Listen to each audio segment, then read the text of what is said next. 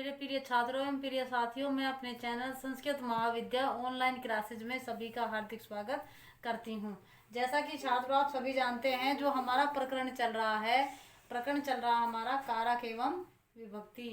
कारक एवं विभक्ति के अंतर्गत हम प्रथमा विभक्ति यानी कि कर्ता कारक, द्वितीय विभक्ति यानी कि कर्म कारक और तृतीय विभक्ति यानी कि करण कारक और चतुर्थ विभक्ति यानी कि संप्रदान कारक के विषय में हम चर्चा कर चुके हैं। अब हमारा आता है नंबर 5 पर पंचमी विभक्ति। पंचमी विभक्ति का जो कारक चिन्ह होता है वो होता है हमारा अपादान, और इस अपादान कारक का जो चिन्ह होता है वो होता है से, यानी कि जिससे अलग होने के अर्थ में कार्य किया जाता है, यानी कि जिससे कोई वस्तु अलग होती है उसमें पंचमी विभक्ति होती है। पंचमी विभक्ति अपादान कारक और इसका चिन्ह क्या होता है? से अलग होने के अर्थ में। इसका जो पहला सूत्र हमारा है, यानी कि जहाँ पंचमी विभक्ति कहाँ बताए कहाँ होती है? जहाँ पर कोई भी चीज किसी वस्तु से अलग हो रही हो। जैसे उदाहरण के लिए वृक्षात पत्राणि पतंती, वृक्ष से पत्ते गिरते हैं। तो किससे पत्ते गिर रहे हैं? वृक्ष से। तो वृक्ष से पत्ते अलग हो रहे हैं, तो इसमें क्या होगा? वृक्ष में पंचमी विभक्ति का प्रयोग किया जाएगा। अब हमारा जो सूत्र है ध्रुवम अपाय अपादानम, क्या है? ध्रुवम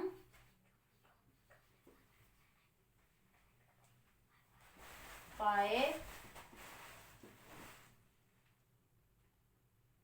अपादानम।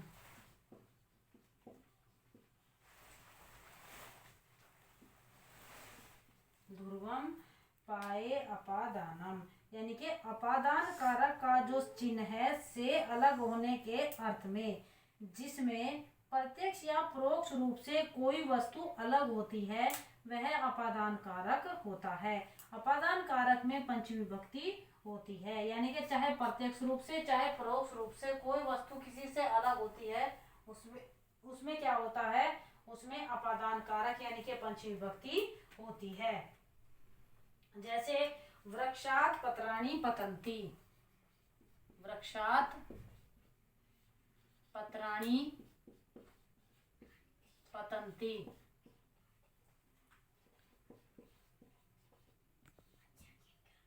इसमें क्या है? वृक्षात पत्राणि पतंती में वृक्ष से, पत्राणि माने पत्ते, पतंती माने गिरते हैं, वृक्ष से पत्ते गिरते हैं। तो यहाँ पर क्या है कि मैंने आपको बताया कि अब पंचमी विभक्ति अपादान कारक के अंतर्गत जो चिन्ह है हमारा वो अलग होने के अर्थ में है।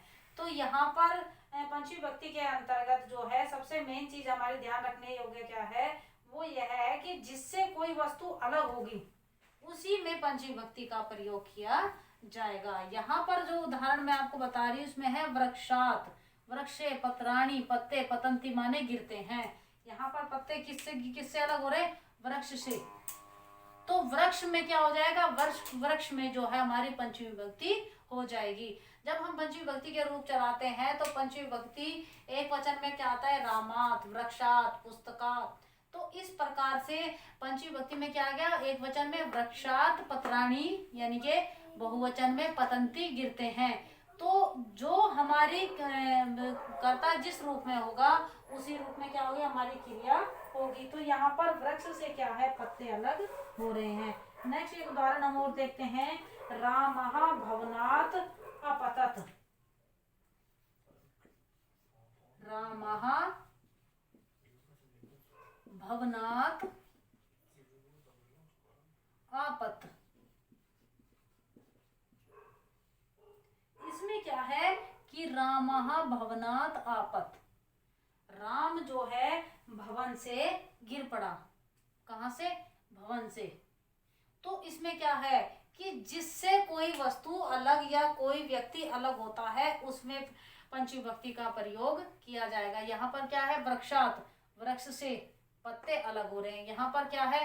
रामः भवनात् अपत, राम जो है भवन से अलग हो गया, यानी कि भवन से गिर पड़ा। तो इसलिए यहाँ पर राम में पंचमी विभक्ति न आकर के क्या आएगी? भवन में आएगी, क्योंकि भवन से अलग हुआ जा रहा है, यानी कि जिस चीज से अलग हुआ जाएगा उसमें पंचमी विभक्ति का प्रयोग किया जाएगा। वृक्षात पत्राणि पतन्ति, वृक्ष से पत्ते गिरते हैं। रामः भवनात् अपतत्, राम भवन से गिरता है, यानी कि राम भवन से गिर गया। एक उदाहरण हम और देखते हैं। अपादाने पंचमी के अंतर्गत मोहना ग्रामात गच्छति, मोहना ग्रामात गच्छति। अब हमारा जो मोहन है देखो एक वचन में है, तो हमारी क्रिया क्या होगी, एक वचन में ही होगी। तो यहाँ पर क्या है कि मोहन ग्रामात गच्छति, मोहन गांव से जाता है। कहाँ से जाता है, गांव से। तो मोहन जो है वो गांव से अलग हो रहा, तो इसलिए क्या होगा, गांव में पंचमी विभक्ति का प्रयोग किया जाएगा। पंचमी विभक्ति का प्रयोग कहाँ किया जाता है, जहां पर किसी से कोई व्यक्ति, वस्तु या स्थान अलग हो रहा हो, तो उसमें पंचमी विभक्ति का प्रयोग किया जा रहा है। इस उदाहरण में मैंने वृक्ष से पत्ते अलग बताए, क्योंकि वृक्ष से हो रहे हैं तो वृक्ष में पंचमी विभक्ति हो गई। यहाँ पर राम जो है भवन से अलग हो रहा है, यानी कि भवन से गिर रहा है, तो इसमें भवन में पंचमी विभक्ति हो गई। यहाँ पर मोहन जो है गांव से जाता है, तो यहाँ पर क्या हो गया, ग्रामात, गांव में पंचमी विभक्ति का प्रयोग किया गया है। ऐसे ही एक हमारा सूत्र है भीत्रार्थानाम भय हेतु। इस सूत्र के नियमानुसार भय, जो भय नामक पद होते हैं उसमें भी पंचमी विभक्ति का प्रयोग किया जाता है। जैसे साधु पापात विभेति, जैसे उदाहरण के लिए साधु पापात विभेति। साधु जो है पापात माने पाप से, विभेति माने डरता है। साधु जो है पाप से डरता है, तो यहाँ पर साधु क्या हो गया, साधु जो है वो पाप से डरता है, पाप से। तो इसमें क्या हो गया, पाप में क्या हो गया, पंचमी विभक्ति का प्रयोग किया गया है, क्योंकि साधु पापात विभेति, जहां भय नामक वस्तु का प्रयोग किया जाता है उसमें पंचमी विभक्ति होती है। तो भय क्या होगा, किससे लग रहा है, पाप से, तो इसलिए पाप में क्या हो गया, पंचमी विभक्ति का प्रयोग किया है। एक उदाहरण और देखते हैं। वीरः नारीणाम दुष्टात् रक्षति, वीरः नारीणाम, वीरः नारीणाम, नारीणाम नहीं नारीहिम, एक नारी है, नारीम दुष्टात्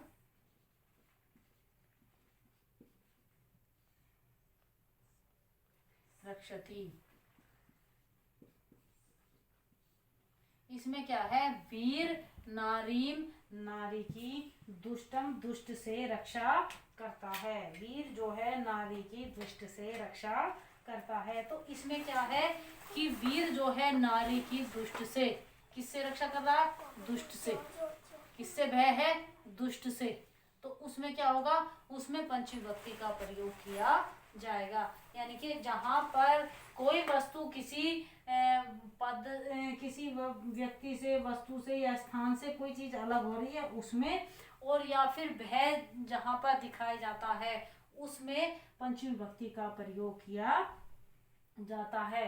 इसमें यहाँ पर क्या है कि इसमें साधु को पाप से भय लग रहा, तो क्या होगा, पाप से भय लग रहा तो पाप में पंचमी विभक्ति हो जाएगी। यहाँ पर वीरः नारीम दुष्टात् रक्षति, वीर जो है दुष्टों से नारी की रक्षा करता है, तो यहाँ पर क्या हो जाएगा, दुष्टात् में पंचमी विभक्ति हो जाएगी, क्योंकि दुष्ट से रक्षा हो रही है, यानी कि से अलग होने के अर्थ में। और जहां पर भय दिखाया जाए वहां पर क्या होगा, पंचमी विभक्ति का प्रयोग किया जाएगा। एक उदाहरण हम और देख लेते हैं। ज्ञानाद ऋते न सुखम, ज्ञान के बिना कोई भी सुख नहीं है। आरात वनात नदीम बहती, आरी से जो है नदी बहती है। इस प्रकार से छात्रों, कोई भी वस्तु किसी चीज से अलग होती है या किसी वस्तु से भय दिखाई देता है तो उसमें क्या होता है, पंचमी विभक्ति का प्रयोग किया जाता है। पंचमी विभक्ति में सिर्फ हमें क्या ध्यान रखना है, सबसे जरूरी हमारे लिए ध्यान रखने योग्य बात यह है कि जहाँ पर कोई चीज किसी से अलग होती है या किसी चीज से भय दिखाई देता है, उसमें क्या है, पंचमी विभक्ति होगी। वृक्षात, वृक्ष से, रामात, राम से, इसके साथ पापात, पाप से। तो इनमें क्या होगा, यहाँ पर हमारा क्या होगा, पंचमी विभक्ति का प्रयोग किया गया है। तो हमें छात्रों सबसे ज्यादा जरूरी हमारे लिए क्या है कि हम पंचमी विभक्ति के विषय में तो देख रहे हैं कि पंचमी विभक्ति है, हमें साथ उसका कारक भी पता होना चाहिए, कौन क्या कारक है, अपादान कारक और चिन्ह कौन सा है। यदि हमें पंचमी विभक्ति के कारक और चिन्ह का ज्ञान है तो हमें कभी भी किसी भी अनुवाद में विभक्ति बताते समय कोई भी समस्या नहीं होगी। तो हमें पंचमी विभक्ति के साथ साथ में उसका कारक और उसके चिन्ह का ज्ञान होना चाहिए। जब हमें कारक का पता होगा, चिन्ह का ज्ञान होगा, तभी हम उसके विषय में बता पाएंगे कि इसमें कौन सी विभक्ति का प्रयोग किया गया है।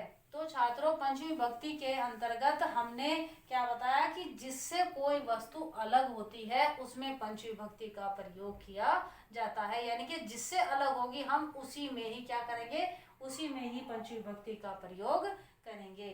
छात्रों, आप मेरे चैनल को लाइक और सब्सक्राइब करना ना भूलें। साथ ही आप वीडियो देखने के साथ में यदि आपको मेरा पढ़ाने का तरीका अच्छा लगता है तो मेरी वीडियो को लाइक जरूर करें। आप मेरे चैनल को सब्सक्राइब करना भी ना भूलें। सब्सक्राइबर के पास में जो बेल आइकन यानी कि घंटी का निशान बना हुआ है उसे भी दबाना ना भूलें, क्योंकि घंटी का निशान दबाने के बाद नेक्स्ट आने वाली वीडियो का नोटिफिकेशन आपको मिलता रहेगा। जब आप सब्सक्राइबर के बराबर वाला बटन दबाएंगे तो नेक्स्ट आने वाली वीडियो का नोटिफिकेशन आपको मिलता रहेगा। धन्यवाद।